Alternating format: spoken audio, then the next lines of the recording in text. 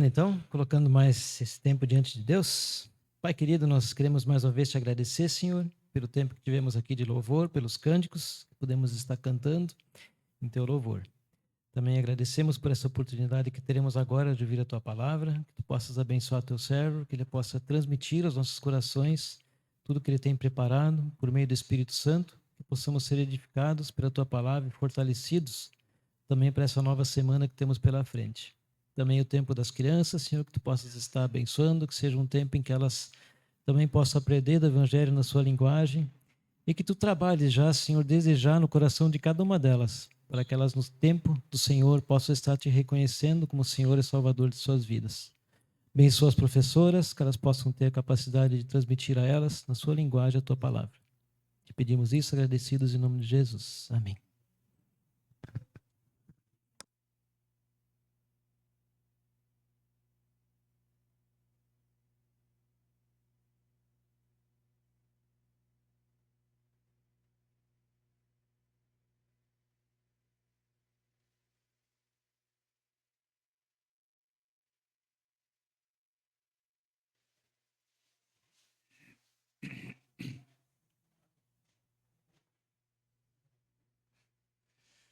Boa noite. Como já foi mencionado aqui pelo irmão Vitor, hoje de manhã tivemos nosso culto matutino, né? Com oração, com a celebração da ceia. E como eu normalmente vou olhando mais para frente, né? As coisas que estão por vir, eu estava lembrando que na próxima ceia, obrigado, eu e a Rose não vamos estar convosco, né? Nós já estamos seguindo para Moçambique. Então, esse tempo hoje de manhã foi um tempo realmente muito precioso e é bom ver o interesse, né, dos irmãos de participarem desse nosso culto com ceia. E como eu falei hoje de manhã lá sobre o Rodrigo e a Adriana, né, realmente me impressionou bastante, né, me encorajou muito o testemunho deles, porque eles tiveram uma semana aflitiva com o Gael, né, sendo levado para unidade de saúde, medicado, voltou para casa, foi de novo. E hoje de manhã, antes de eles irem lá para a reunião, ainda foram de novo para a UPA, ficaram lá, consultaram, e de lá eles vieram para estar conosco, né? Então, isso é, para mim, um encorajamento muito importante, porque, como eu falei hoje de manhã, às vezes, por muito menos mesmo que isso, né, a gente faz a opção de não estar na reunião com os irmãos, e eles morando numa outra cidade com um filho doente, um dia muito frio, né, como foi hoje, eles estavam lá. E também recordar, né, da obra do Senhor Jesus Cristo em nosso favor, sempre é algo que deve encher os nossos corações de alegria e também de coragem, né, para podermos enfrentar aí a nossa luta, nosso combate cristão. E ainda neste tempo que nós tivemos aqui de louvor, todas essas músicas, né, que a gente cantou em louvor ao Senhor, com letras muito profundas, com verdades muito importantes, né, que deve encher o nosso coração, também a nossa mente, né, e deve produzir realmente também na nossa experiência essa adoração e gratidão devido ao Senhor. Muito bem. Hoje, na verdade, seria o Alaor, né, que estaria pregando aqui, mas temos um soldado fora de combate, então ele está em recuperação, então vocês vão ter que me ouvir novamente. Eu vou usar aqui a versão revista e atualizada. Nós estamos no mês de julho de 2024, 2 meses passados aí daquelas inundações no nosso estado aqui do Rio Grande do Sul, que ocorreram em maio. Nós temos ainda a lembrança, né, daqueles acontecimentos. As enchentes tomaram o Rio Grande do Sul, todo o nosso estado. Mais de 170 pessoas morreram.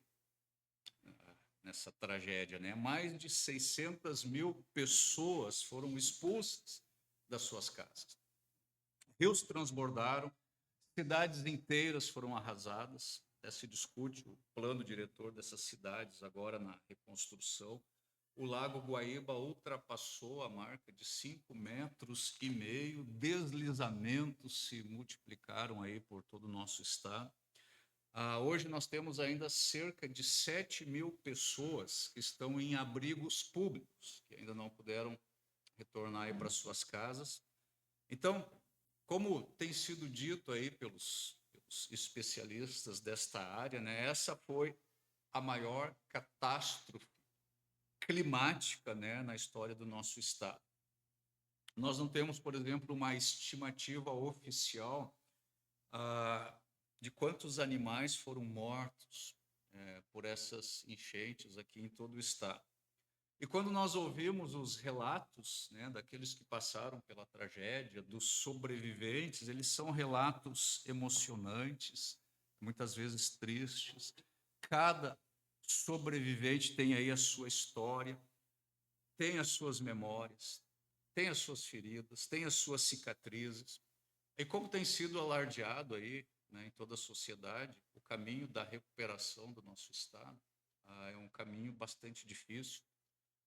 Diariamente aí nós estamos ouvindo e vendo o que tem acontecido, né, no esforço de recuperar o nosso estado, as famílias, enfim, as vidas, ou melhor, a vida normal. Na Bíblia nós encontramos o relato de uma tempestade, e talvez ela seja aí a história mais dramática sobre tempestades que nós encontramos registro nas Escrituras. Então, eu queria pedir que você abrisse a sua Bíblia no livro de Atos,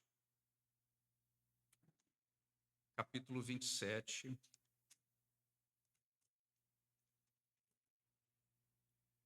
E nós vamos fazer a leitura dos versículos 1 a 37. Atos, capítulo 27, de 1 a 37. Então, me acompanhe aí na leitura. Quando foi decidido que navegássemos para a Itália, entregaram Paulo e alguns outros presos a um centurião chamado Júlio, da corte imperial. Embarcando num navio adramitiano que estava de partida para costear a Ásia, fizemo-nos ao mar, indo conosco Aristarco, macedônio de Tessalônica. No dia seguinte chegamos a Sidom e Júlio, tratando Paulo com humanidade, permitiu-lhe ir ver os amigos e obter assistência.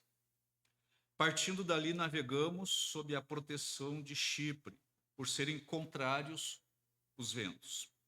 E tendo atravessado o mar ao longo da Cilícia e Panfilha, chegamos a Mirra, na Lícia. Achando ali o centurião um navio de Alexandria, que estava de partida para a Itália, nele nos fez embarcar. Navegando vagarosamente muitos dias e tendo chegado com dificuldades de fronte de Quinido, não nos sendo permitido prosseguir por causa do vento contrário, navegamos sob a proteção de Creta nas alturas de Salmona. Costeando-a penosamente, chegamos a um lugar chamado Bons Portos, perto do qual estava a cidade de Lazéia. Depois de muito tempo, tendo se tornado a navegação perigosa e já passando o tempo do dia do jejum, admoestava-os Paulo, dizendo-lhes: Senhores, vejo que a viagem vai ser trabalhosa, com dano e muito prejuízo, não só da carga e do navio, mas também da nossa vida. Mas o centurião dava mais crédito ao piloto e ao mestre do navio do que ao que Paulo dizia. Não sendo o porto próprio para invernar, a maioria deles era de opinião que partissem dali para ver se podiam chegar a Fenícia e aí passar o inverno, visto ser um porto de Creta, o qual olhava para o nordeste e para o sudeste. Soprando brandamente o vento sul e pensando eles ter alcançado o que desejavam, levantaram âncora e foram costeando para perto da ilha de Creta. Entretanto, não muito depois, desencadeou-se do lado da ilha um tufão de vento chamado Euroaquilão. E sendo o navio arrastado com violência, sem poder resistir ao vento, cessamos a manobra e nos fomos deixando levar. Passando sob a proteção de uma ilhota chamada Cauda, a custo conseguimos recolher o bote. E levantando este, usaram de todos os meios para cingir o navio, e temendo que dessem na Sirte, arriaram os aparelhos e foram ao léu. Açoitados severamente pela tormenta, no dia seguinte já aliviavam o navio. E ao terceiro dia, nós mesmos, com as próprias mãos, lançamos ao mar a armação do navio. E não aparecendo, havia já alguns dias, nem sol nem estrelas, caindo sobre nós grande tempestade, dissipou-se, afinal, toda a esperança de salvamento.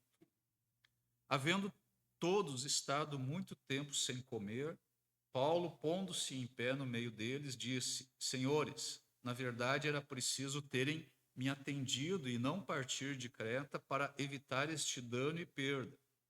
Mas já agora vos aconselho, bom ânimo, porque nenhuma vida se perderá dentre vós, mas somente o navio. Porque esta mesma noite um anjo de Deus, de quem eu sou e a quem sirvo, esteve comigo, dizendo: Paulo, não temas. É preciso que compareças perante César, e eis que Deus, por sua graça, te deu todos quantos navegam contigo. Portanto, senhores, tende bom ânimo, pois eu confio em Deus que sucederá de modo por que me foi dito. Porém, é necessário que vamos dar a uma ilha. Quando chegou a 14ª noite, sendo nós batidos de um lado para o outro no mar Adriático, por volta da meia-noite, pressentiram os marinheiros que se aproximavam de alguma terra. E lançando o prumo, acharam 20 braças. Passando um pouco mais adiante, tornando a lançar o prumo, acharam 15 braças. E receosos de que fôssemos atirados contra lugares rochosos, lançaram da popa 4 âncoras e oravam para que rompesse o dia. Procurando os marinheiros fugir do navio, e tendo arriado o bote no mar, a pretexto de que estavam para largar as âncoras da proa, disse Paulo ao centurião e aos soldados: Se estes não permanecerem a bordo, vós não podereis salvar-vos. Então os soldados cortaram os cabos do bote e o deixaram afastar-se. Enquanto amanhecia, Paulo rogava a todos que se alimentassem, dizendo: Hoje é o 14º dia em que, esperando, estáis sem comer, nada tendo provado. Eu vos rogo que comais alguma coisa, porque disto depende a vossa segurança, pois nenhum de vós perderá nem mesmo um fio de cabelo. Tendo dito isto, tomando um pão, deu graças a Deus na presença de todos, e depois de o partir, começou a comer. Todos cobraram o ânimo e se puseram também a comer. Estávamos no navio 266 pessoas ao todo.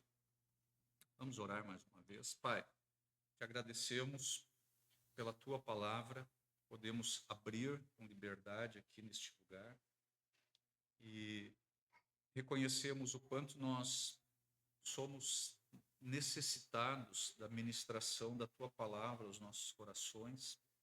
É a tua palavra, Senhor, que sonda os nossos corações, que discerne os nossos pensamentos. É a tua palavra que nos restaura a alma. É a tua palavra, Senhor, que nos faz conhecer mais profundamente a tua pessoa e o teu ser. E agora, Senhor, nós estamos diante deste texto e nós pedimos, Senhor, que abras o nosso entendimento, o nosso coração, e tudo aquilo que vamos falar a respeito dessa narrativa, que o Senhor use isso nas nossas vidas, produzindo encorajamento, produzindo piedade, produzindo descanso nas nossas almas e também nos levando, Senhor, a olharmos para o Senhor e a nos socorrermos, Senhor, nos teus braços, quando temos que passar por várias provações, dificuldades, tristeza, sofrimento e tempestades na nossa vida, como é muito frequente acontecer na experiência do crente. Então, nos abençoe, Senhor, agora, eu te peço, em nome de Jesus. Amém. A gente leu, não todo o capítulo, mas muitos versículos aqui. Existe muito material aqui nessa história. Existe algumas lições muito boas.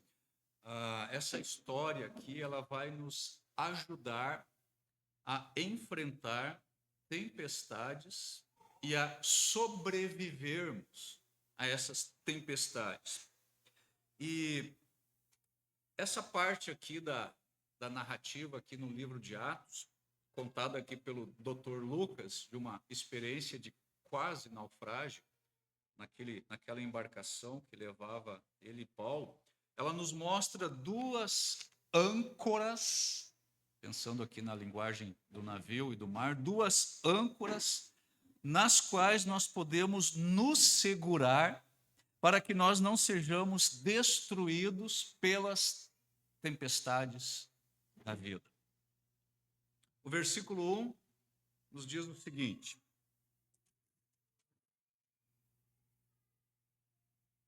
quando foi decidido que navegássemos para a Itália, entregaram Paulo e alguns outros presos a um centurião chamado Júlio, da corte imperial.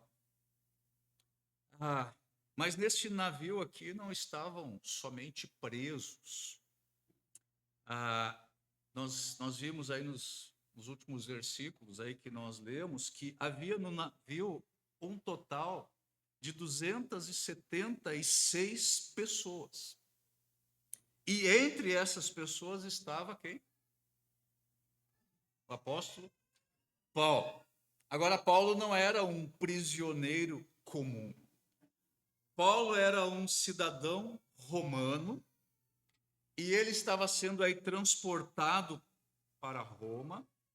Esse navio aqui não era um navio de passageiros, era um navio cargueiro. E Paulo estava sendo levado para Roma porque ele seria julgado lá em Roma pelo crime de anunciar o evangelho de Cristo. A essa altura aqui, essa turma embarca então neste navio com direção a Roma. Agora, os navios daquela época não eram como os transatlânticos, né, que nós temos hoje em dia, eles eram mais do tipo caravelas. E as tripulações, elas não se aventuravam muito a navegar assim em águas muito profundas, muito agitadas, em mares muito revoltos. Normalmente eles navegavam apenas ali nas proximidades da costa marítima. Mas durante essa viagem aqui, indo em direção a Roma, essa turma toda aqui, incluindo Paulo e Lucas, eles são surpreendidos por uma grande tempestade. E o navio, então, ele é arrastado lá para dentro do mar Adriático. E eles estão aí correndo o risco de naufragar. E diz o Dr. Lucas que a tempestade era terrível. Versículo 15. E sendo o navio arrastado com violência, sem poder resistir ao vento, cessamos a manobra e nos fomos deixando levar. Então sobreveio ali, no meio daquela viagem, uma tempestade mortal.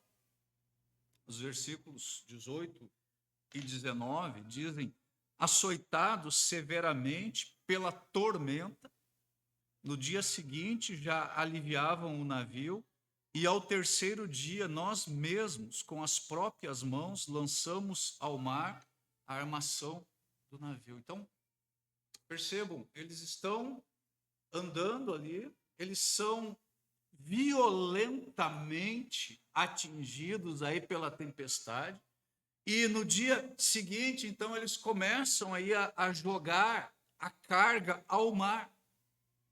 E no terceiro dia dessa tempestade, com as próprias mãos, eles lançaram fora aí a armação do navio. Ou seja, aquele mastro principal, com aquela vela quadrada maior. E aí notem o versículo 20. E não aparecendo, havia já alguns dias, nem sol, nem estrela, caindo sobre nós grande tempestade, dissipou-se, afinal, toda a esperança de salvação, salvamento. Então a situação era dramática, o sol e as estrelas já não apareciam há alguns dias, eles continuavam sendo atingidos e açoitados em alto mar aí por uma grande tempestade. Diz o Dr. Lucas aqui que eles estavam aí já perdendo a esperança de serem salvos. É uma situação desesperadora. É uma aflição e, obviamente, nenhum de nós passou por tal tempestade em alto mar. Então, nós só podemos descrever e imaginar esse drama. Então, para eles aqui parecia ser o fim. Eles já estavam perdendo toda a esperança de escaparem daquele naufrágio. Por certo, nenhum de nós já enfrentou aqui um quase naufrágio ou uma situação parecida como esta, em alto mar. Mas, meus irmãos, embora nenhum de nós aqui experimentou, eu imagino, né, experimentou uma tempestade tão violenta assim em alto mar, a verdade é que existem outras tempestades. Outras tempestades que dão contra o frágil barquinho da nossa existência. Tempestades que chegam em nossas vidas. Tempestades que tentam nos afundar. Tempestades que parecem fazer com que nós percamos toda esperança. São tempestades emocionais, tempestades econômicas, tempestades familiares, tempestades espirituais. Será que você tem enfrentado alguma tempestade na sua vida, neste momento, enquanto você está aí pelo caminho que vai nos conduzir ao céu? Tem enfrentado alguma tempestade? Será que você está enfrentando alguma tempestade neste momento? Será que você tem sido castigado por tempestades na sua saúde? Na sua vida profissional? Na sua vida financeira? Na sua vida familiar ou conjugal? Será que você tem enfrentado tempestade aí com os seus filhos? Com a sua vida espiritual? Talvez tempestades com os seus relacionamentos afetivos? Talvez tempestades aí fora da estação? Tempestades que têm levado você para dentro de um mar revolto, difícil de sair? Essa viagem aqui mencionada no livro de Atos, ela deve ter acontecido por volta do ano de 59 depois de Cristo, possivelmente no mês de outubro daquele ano. E naquele tempo e naquela região ali, a navegação nos meses de setembro e outubro era muito difícil, era muito perigosa. E em novembro era praticamente impossível fazer uma viagem pelo mar, porque a possibilidade de grandes tempestades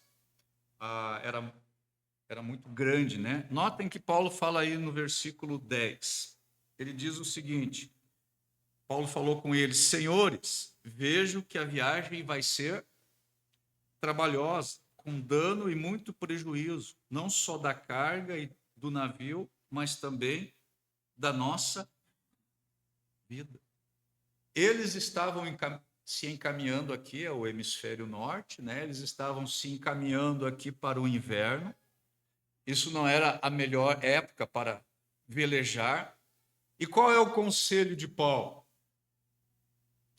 O conselho de Paulo é que eles deixem o inverno passar, eles fiquem ali naquela cidade de Lazéia, que aparece aí no texto, ou Bons Portos, que eram localidades bem próximas de onde o navio havia partido.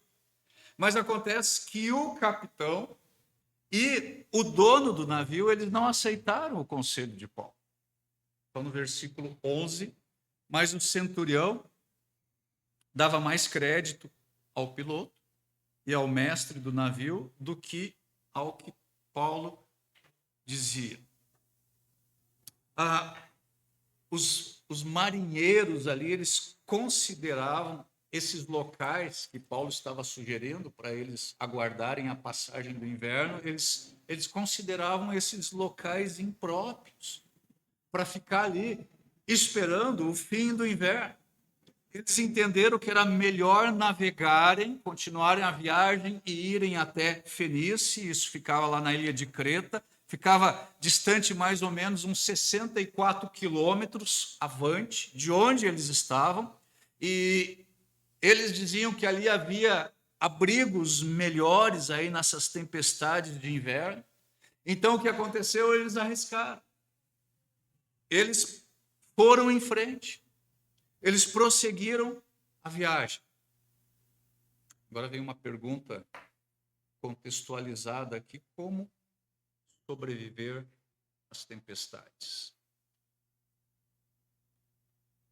Que providências nós devemos tomar quando nós somos apanhados pelas tempestades? Eu creio que nessa narrativa nós encontramos aqui bons conselhos, boas providências. Agora reparem os seguintes versículos, 18 e 19. Açoitados severamente pela tormenta, no dia seguinte já aliviavam o navio, e ao terceiro dia nós mesmos, com as próprias mãos, lançamos ao mar a armação do navio. E o versículo 38,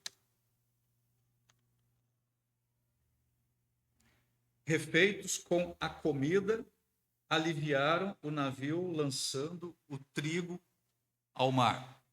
O que nós estamos vendo aqui? Que providências eles estão tomando ali diante daquela tempestade que ameaçava engoli-los? O que eles fizeram aí para tentar sobreviver? Eles começaram a jogar a carga ao mar. Ou seja, eles jogaram a carga desnecessária fora. Eles aliviaram o navio. Eles deixaram o navio mais leve.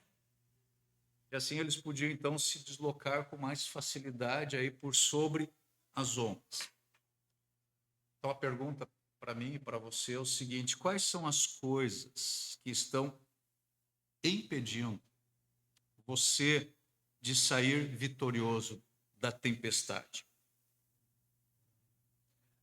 Ao que você está agarrado? Será que isso está afundando você? Será que isso está estorvando a sua vida? Do que você precisa se despojar para poder chegar em segurança ao seu destino final. O que está impedindo o meu avanço e o seu avanço espiritual? Quais coisas você precisa jogar fora? Eu tenho certeza que eu e você sabemos muito bem que coisas são essas. E o autor da carta aos Hebreus, lá no capítulo 12,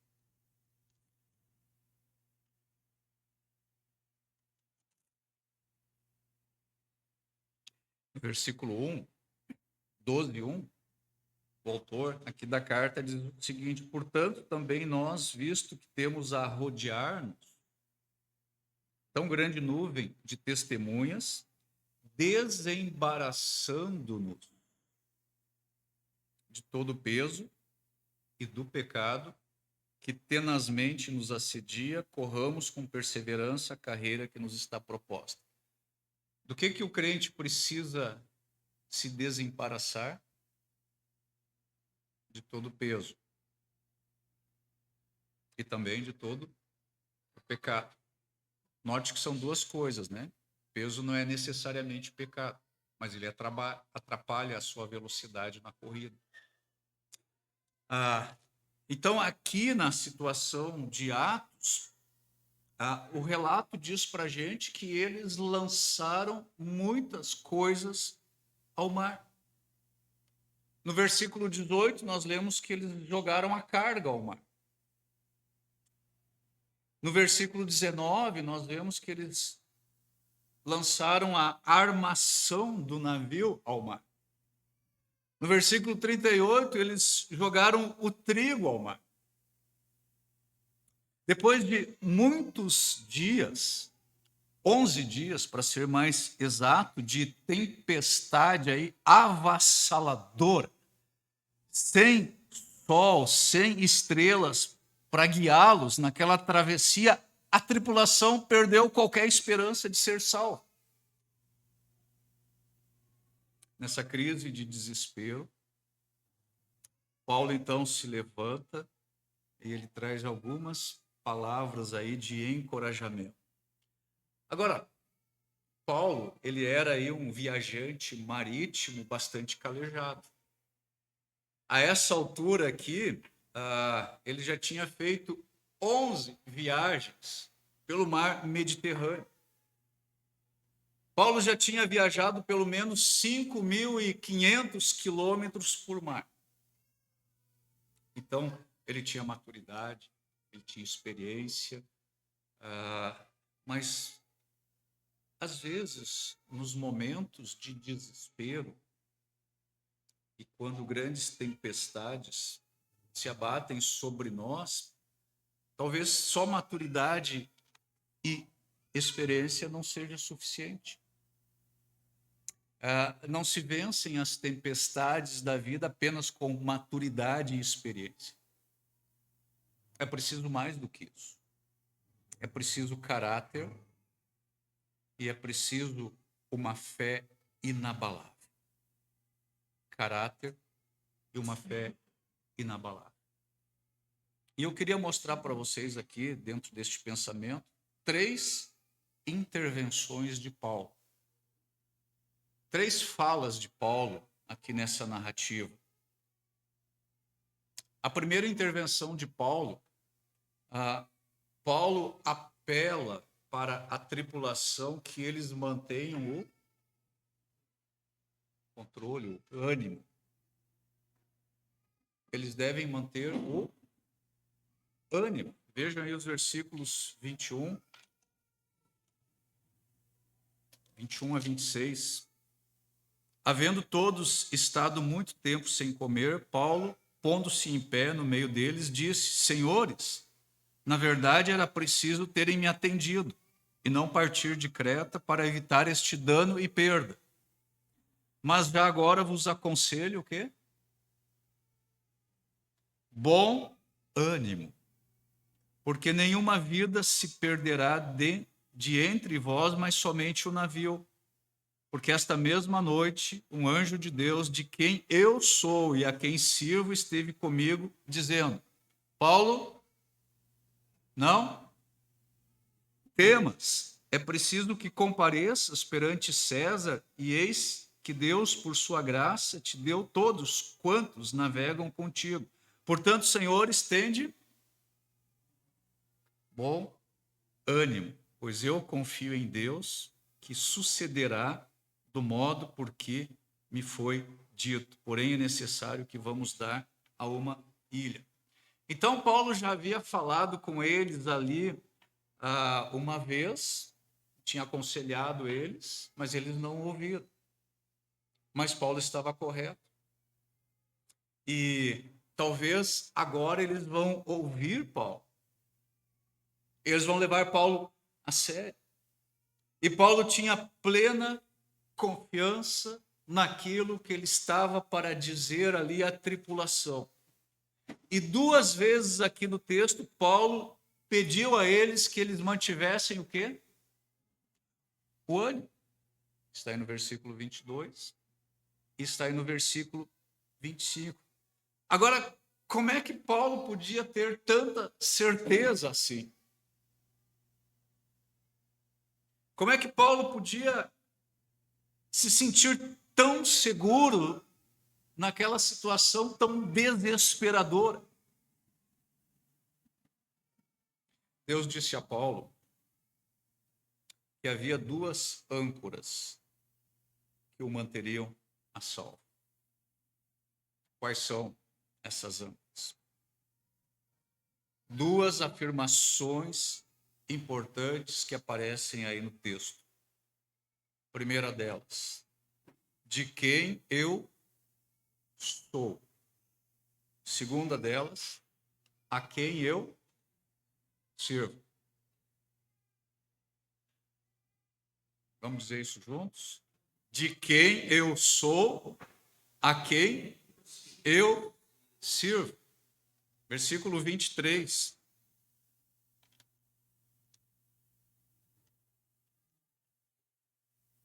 Porque esta mesma noite um anjo de Deus, de quem eu sou e a quem sirvo, esteve comigo. Agora a pergunta, de quem era Paulo? A quem Paulo pertencia? Deus. Meus irmãos bereanos, Paulo aqui ele tinha consciência de que ele era do seu Senhor. Ele pertencia ao seu Senhor. Ele sabia nas mãos de quem ele estava. Eu já disse para vocês algumas vezes em outros textos, eu não preciso saber tudo sobre o meu futuro, mas eu preciso saber nas mãos de quem está o meu futuro. Está nas mãos de Deus. Paulo sabia nas mãos de quem ele estava. Paulo sabia quem controlava o frágil, o barquinho da sua vida. E eu penso, meus irmãos, e talvez essa também já foi a sua experiência, nos ajuda muito em meio às calamidades, às tragédias, nós sabermos a quem nós pertencemos. Sabermos quem é que tem a última palavra sobre nós. E é uma grande verdade que nas tempestades, quando o mar se revolta, quando nós estamos prestes a afundar, é muito comum que eu e você nos esquecemos de quem nós somos, a quem nós pertencemos. E eu e você que somos salvos, que estamos em Cristo, nós pertencemos ao Deus Todo-Poderoso, ao Deus Altíssimo, que fez os céus, que fez a terra, que fez todas as coisas. Nada é impossível para Ele. Então, eu e você precisamos dizer aí, em meio às nossas crises, em meio às nossas tempestades, quando os ventos estão soprando muito forte contra nós, eu pertenço a Deus. eu sou dele. Eu sou propriedade dele. Aliás, isso é tão verdade que ele colocou um selo de propriedade em nós. Qual é o selo? O Espírito Santo. É um selo de propriedade divina. É o selo que está presente na vida de todo o crente. Isso significa que o maligno, ele não pode me tocar se Deus não quer. Isso significa que as ondas, elas não podem me derrubar se Deus não permitir. Então nós nunca podemos esquecer disso, de quem eu sou. O meu Pai é o Todo-Poderoso. Mas qual é a outra âncora? O Deus a quem sirvo. A quem você serve? A quem você está servindo? A quem você obedece? A quem você presta fidelidade? E nós não podemos deixar de perceber aqui, adicionalmente, essa narrativa, que Paulo servia a Deus, ele diz, o Deus a quem eu sirvo, ele servia a Deus, mas ele estava passando aqui por muitas dificuldades. Ele servia a Deus, mas ele estava passando por uma tempestade avassaladora. Ele servia a Deus, mas o barco que transportava ele estava prestes a naufragar. Irmãos, quando nós estamos passando por tempestade, por servirmos a Deus, nós precisamos ter bom ânimo. Nós precisamos ter coragem. Nós precisamos confiar nas promessas de Deus, porque Deus nunca falha. Deus nunca chega atrasado, Deus não dorme, Deus vem ao nosso encontro. Eles estavam ali desesperados, não Paulo, mas os demais tripulantes. E Deus falou a Paulo, importa que você chegue lá, e você vai chegar. Ele vem ao nosso encontro e ele diz para nós, filho meu, tende bom ânimo. Não foi assim com o frágil barquinho dos discípulos lá no Mar da Galileia? Naquele período mais escuro da noite, na quarta vigília, ele chegou e ele disse para eles, tende bom ânimo, sou eu. Imediatamente cessou a tempestade. Então nós não devemos permitir que as tempestades na nossa vida, que elas façam com que nós nos esqueçamos de que o Senhor é o nosso Deus, nós pertencemos a Ele e o poder dele é inabalável. Nenhuma vida que está aí nas mãos de Deus, e usando o texto lá de João, nós estamos nas mãos do Senhor e das suas mãos ninguém pode nos tirar. Nenhuma vida que está nas mãos de Deus está fora do controle de Deus. Não importa qual é o tamanho da tempestade, da dificuldade, da provação. Se eu e você somos filhos de Deus, nós temos essa certeza, toda tempestade na nossa vida, quer ela tenha sido mandada por Deus, quer ela tenha sido permitida por Deus, ela vai ser para a glória de Deus. E ela vai ser para o nosso bem. E ela vai ser para o nosso crescimento. Por isso, Paulo diz a eles, e eu posso dizer a vocês e posso dizer para a minha alma, não temas. Tende bom ânimo. As tempestades, elas podem frustrar os nossos projetos humanos, mas as tempestades não podem frustrar os projetos de Deus. Nunca. Deus não nos deixa sozinho no mar. Deus não nos deixa sozinho nas nossas aflições. Nós já, ao analisarmos o Salmo 34, vimos tantas vezes isso, né? Que Deus está vendo. as nossas circunstâncias, não importa aí o quanto o nosso barquinho frágil se distancia aí da praia e nos leve para dentro do mar. Versículo 24.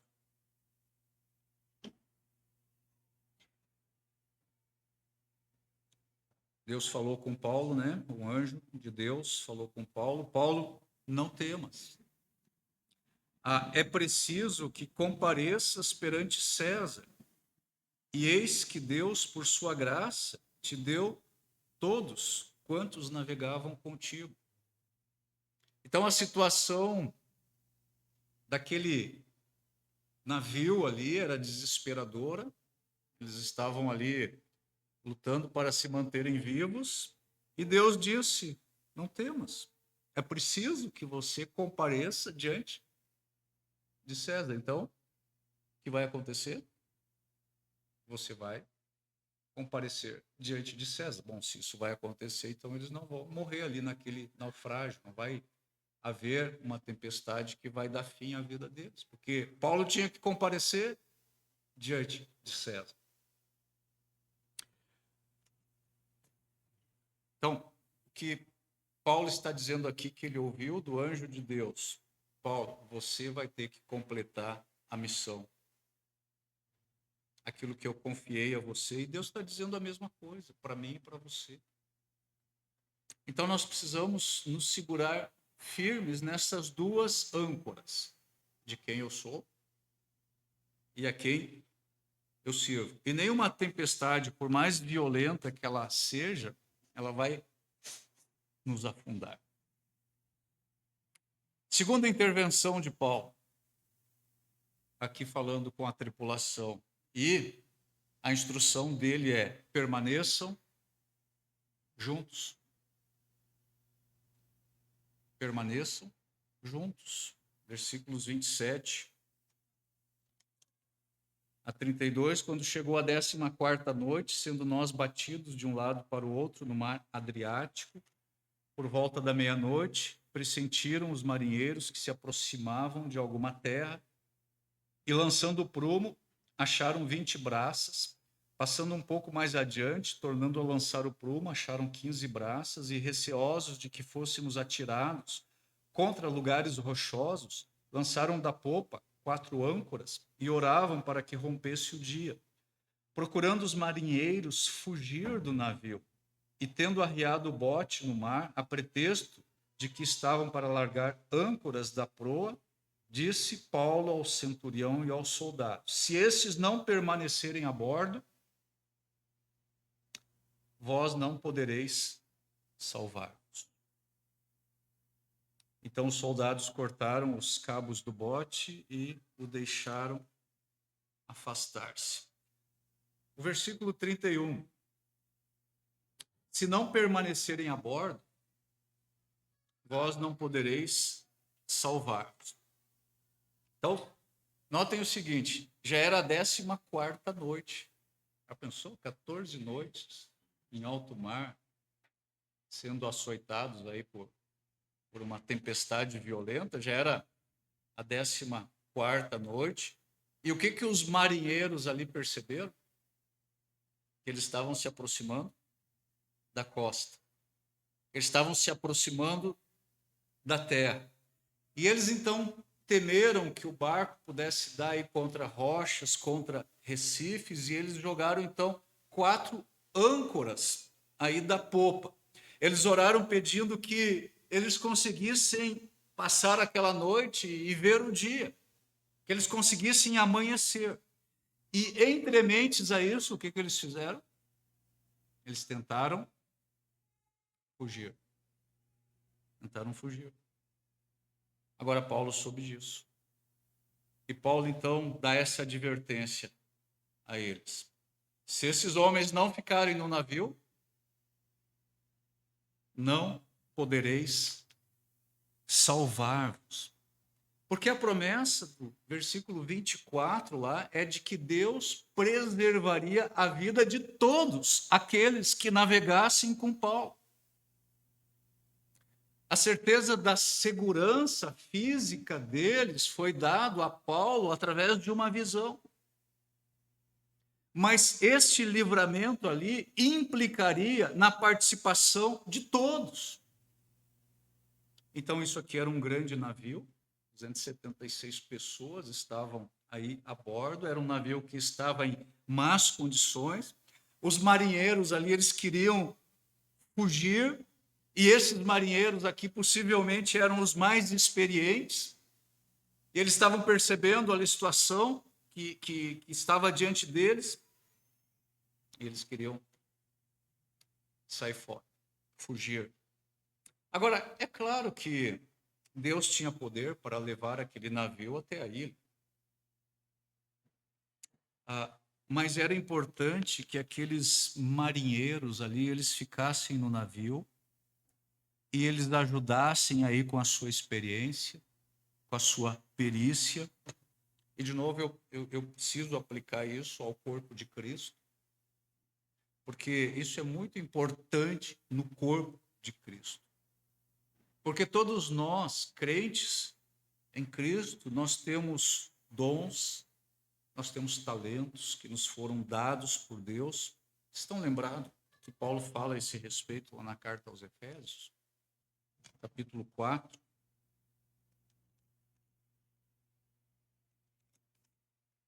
Efésios, capítulo 4, versículos 11 e seguinte.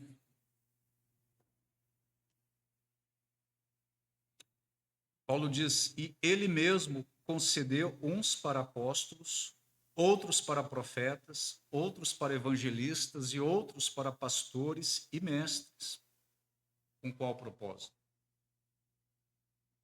Com vista ao aperfeiçoamento dos santos, para o desempenho do seu serviço, para a edificação do corpo de Cristo, até que todos cheguemos à unidade da fé e do pleno conhecimento do Filho de Deus, à perfeita varonilidade, à medida da estatura da plenitude de Cristo, para que não mais sejamos como meninos, agitados de um lado para o outro e levados ao redor por todo vento de doutrina, pela artimanha dos homens, pela astúcia com que induzem ao erro, mas seguindo a verdade em amor, cresçamos em tudo naquele que é a cabeça, Cristo, de quem todo o corpo, bem ajustado e consolidado pelo auxílio de toda a junta, segundo a justa cooperação de cada parte, efetua o seu próprio aumento para a edificação de si mesmo em amor.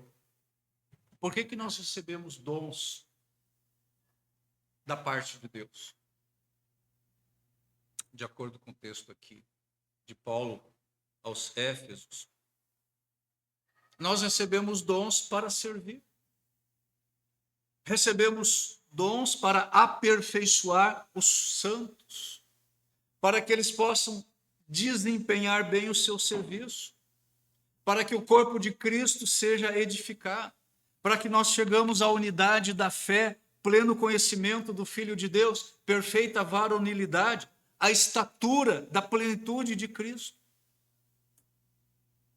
O segredo da vitória é nós permanecermos juntos.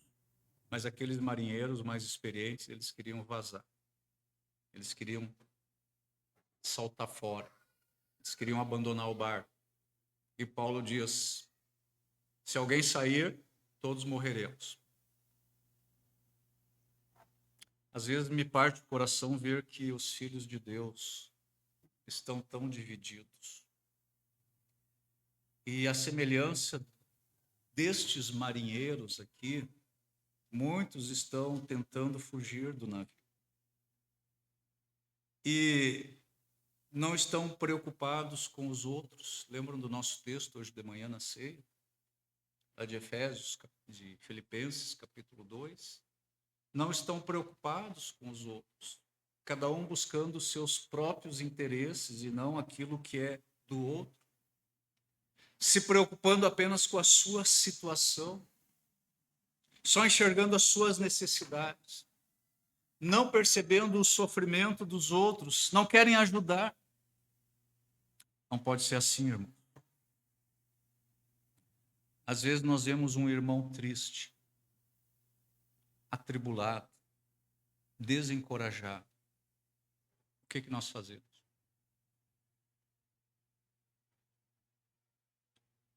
Você poderia ligar para esse irmão. Você poderia visitar este irmão. Você poderia escrever algo encorajador para este irmão.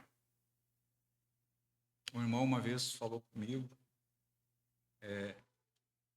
as redes sociais que temos hoje, né, especialmente o WhatsApp, as comunicações ficaram tão superficiais que nas mensagens hoje as pessoas nem se dão ao trabalho de escrever respostas, elas só usam as figurinhas.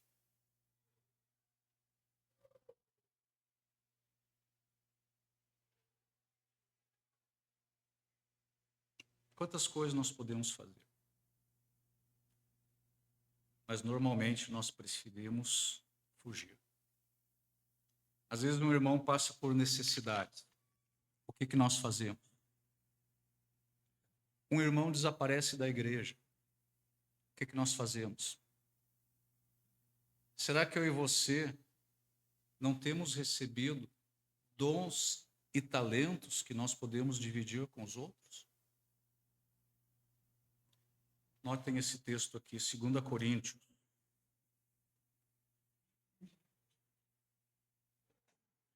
Segunda Coríntios, capítulo 1. Versículos 3 e 4. 2 Coríntios, capítulo 1, versículos 3 e 4. Bendito seja o Deus e Pai de nosso Senhor Jesus Cristo, o Pai de misericórdias e Deus de toda consolação. É Ele quem nos conforta em toda a nossa tribulação para podermos consolar os que estiverem em qualquer angústia com a consolação com que nós mesmos fomos contemplados por Deus. Qual é a razão de Deus nos consolar na nossa tribulação?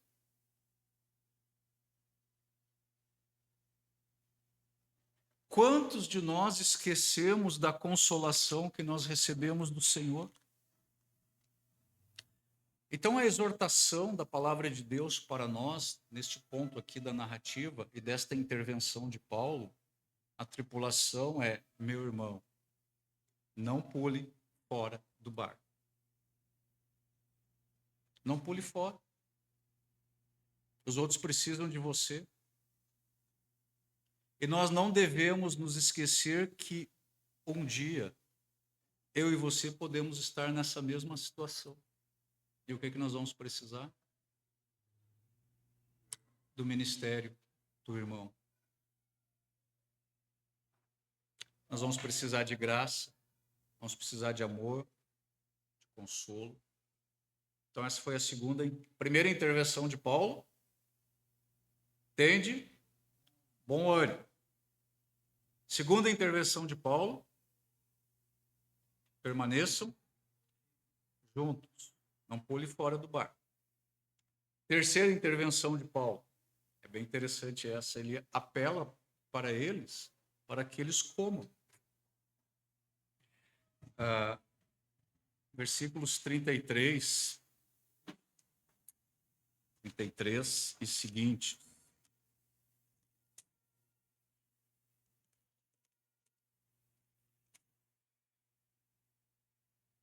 Enquanto amanhecia, Paulo rogava a todos que se alimentassem, dizendo: hoje é o 14º dia em que, esperando, estais sem comer, nada tendo provado.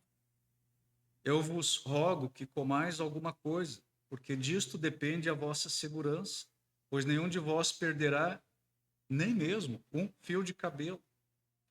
E tendo dito isto, tomando um pão, deu graças a Deus na presença de todos, e depois de o partir, começou a comer. Todos cobraram ânimo e se puseram também a comer. Estava no navio 276 pessoas ao todo. Refeitos com a comida, aliviaram o navio, lançando o trigo ao mar. Então, terceira intervenção de Paulo, qual foi o pedido dele?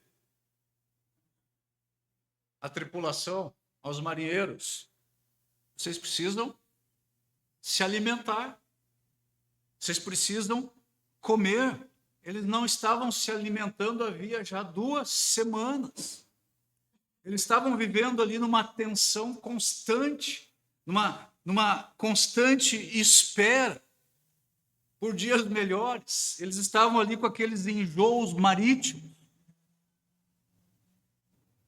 É impossível cozinhar durante a tempestade.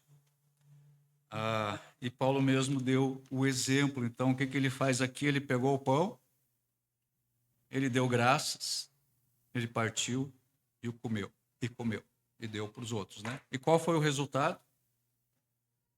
Versículo 36, todos cobraram o ânimo, todos se animaram. Então, meus irmãos, Paulo, ele foi um cristão espetacular. Porque Paulo, ele combinava aí a espiritualidade, ele era um homem de Deus, mas ele combinava a espiritualidade com o bom senso, com o equilíbrio, com a fé, com as obras. Ele era um homem de Deus, ele era um homem de ação, ele era um homem do espírito, ele era um homem de bom senso. A viagem de Paulo acabou bem? Acabou bem. Eles desembarcaram na ilha de Malta, que fica lá ao sul da Itália, e todos se salvaram, conforme a promessa que ele tinha recebido em visão. O tempo todo aqui nessa narrativa, o navio parecia estar fora de controle, mas ele estava naquela direção certa que Deus queria, porque Deus estava no comando. E aí eu lembro de uma ilustração. A águia, esse animal, né? A águia, ela é considerada a ave mais nobre e mais corajosa. A águia. A ave mais nobre e mais corajosa. Você sabe por quê? Porque ela é a única ave que voa na direção da tempestade. Então, eu e você devemos fazer como a águia. Não devemos temer a tempestade. Às vezes é preciso enfrentar a tempestade para nós chegarmos ao lugar onde Deus quer nos levar. Amém? Feche seus olhos, vamos orar. Pai, mais uma vez, diante da tua palavra, tua santa palavra, bendita e eterna palavra, nós reconhecemos aqui uma só voz, que o Senhor é todo-poderoso, que o Senhor tem o controle de tudo, Senhor, neste universo, não somente neste universo, mas também nas nossas vidas, nas tuas mãos. E é tão precioso, Senhor, ver nessa narrativa e olhar para a nossa própria experiência como filhos teus, que nós pertencemos ao Senhor e que nós servimos ao Senhor.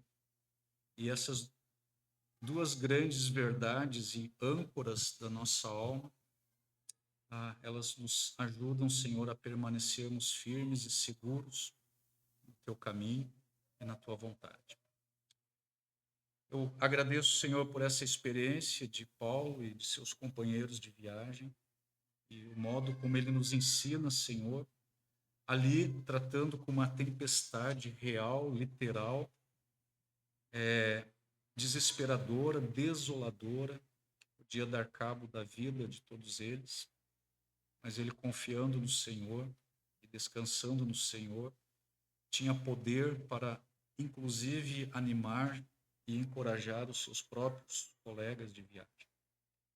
Eu peço, Senhor, assim também por cada um dos teus filhos aqui, que em meio às tempestades da vida, nós estejamos nos agarrando, Senhor, a essas duas realidades. Nós pertencemos a Ti e servimos a Ti.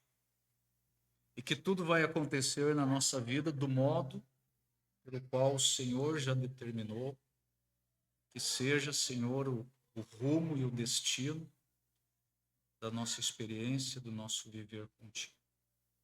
Nós temos certeza que nós vamos chegar ao nosso porto final, ao nosso destino final. Porque o Senhor vai nos apresentar diante da sua glória, imaculados, em exultação. E nós seremos perfeitos na tua presença, sem defeito e sem ruga, mas sendo apresentados santos, imaculados e perfeitos na tua presença. Anima-nos, Senhor, com a tua palavra, nesses dias que estão diante de nós e nos desafios que o Senhor confiou a cada um dos teus filhos. Possamos prosseguir avançando, Senhor, com coragem e com descanso nos nossos corações, de que nós estamos nas tuas mãos e dali ninguém pode nos tirar. Eu oro por mim e pelos meus irmãos e agradeço pela tua palavra, em nome de Jesus.